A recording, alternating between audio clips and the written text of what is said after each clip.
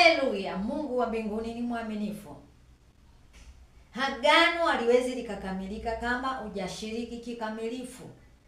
Ili agano likamilike, lazima uwe umeshiriki kikamilifu. Anaweza akaja mtu anataka kupe zawadi, lakini huyo mtu hamongei wala hakuna salamu, lakini ghafla anatokea amekuletea zawadi. Fikiria mara mbili, zawadi ni ya nini napewa? Anaweza akatokea mtu anataka kuwa na mahusiano na wewe, naongea na dada poa na mama poa, anataka mahusiano na wewe. Unaweza ukafikiri ni mahusiano mazuri, lakini kumbe kaenda kamganga kaambiwa kwamba aje akupate wewe, achukue vitu vyako ili akaambatanishe na madhabahu za kuzimu.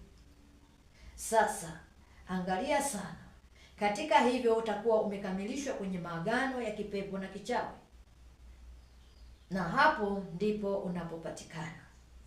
Kama ni mmojawapo wa hivyo vitu ambavyo ninavitaja, umepokea zawadi. Baada ya kupokea zawadi ile, ndipo mahali ulipoanza kuona maruweruwe, ndipo ulipoanza kuona mambo yako haendi sawa, ndipo ulipoanza kuota ndoto mbaya, ulipoingia kwenye mahusiano na mtu aliyefikiri anakupenda, lakini kumbe alitaka akupate wewe vitu vyako, apeleke akakufunge kwa wachawi na waganga. Basi tunaenda kufanya maombi haya, yataenda kukomboa nafsi yako. Tunaenda kutumia damu ya Yesu kuvunja huo mkataba wa kuzimu ulioingia pasipo wewe kujua. Ulipopokea ile sadaka, ndipo ulipofanikisha mkataba na kuzimu, na ndipo ulipokuwa na uhalali wa wewe kuunganishwa na lango la mauti. Ndiyo maana unaweza kaona vitu vinavyokuja mbele yako, unaona damu, unaona wakati mwingine unaona maiti za watu. Mungu atakukomboa kutoka kwenye hilo lango.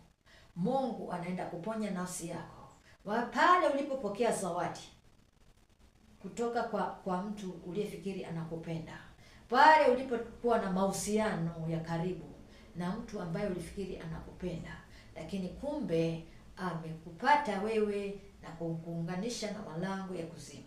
Tunaenda kuvunja hizo madhabahu kwa damu ya Yesu, na huo mkataba ambao uliingia pasipo wewe kujua, tunaenda kuvunja huo mkataba kwa damu ya Yesu. Baada ya hapo, tapatanishwa na madhabahu ya mbinguni na kuambatanishwa na ufalme, na wewe utakuwa mwana wa ufalme, katika jina la Yesu Kristo. Mungu Roho Mtakatifu, mtazamaji wangu alipo mahali popote alipo ndani